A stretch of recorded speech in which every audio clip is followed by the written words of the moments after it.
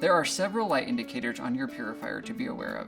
If the purified water light is orange, for example, it could mean that the purifier is powering on, or that the purifier has not been used for a long time.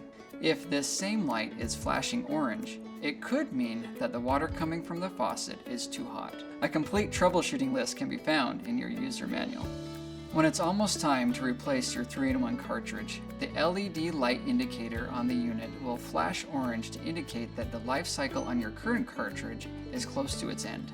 If you delay in replacing your 3-in-1 cartridge, then the 3-in-1 LED light and the purified water LED light will stay lit solid orange, indicating that you have reached the end of your cartridge's life cycle.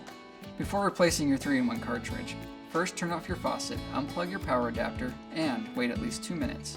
Then, remove the top lid of your purifier and firmly turn the cartridge counterclockwise to unlock. The cartridge will lift slightly upwards as you turn. When the handle has turned a full 90 degrees, slowly lift the cartridge out of the purifier. Next, you will install the new 3-in-1 cartridge. First, ensure that the top lid is removed from the unit and that the purifier cartridge slot is uncovered. Now, remove the plastic wrap from the new 3-in-1 cartridge. Insert the 3-in-1 cartridge gently into the purifier.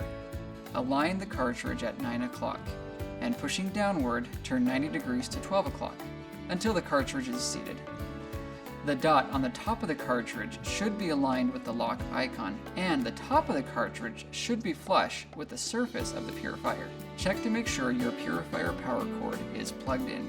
Reset the purifier by holding the 3-in-1 reset button for 3 seconds. Don't forget to run water through the new cartridge until the water comes out consistently clear.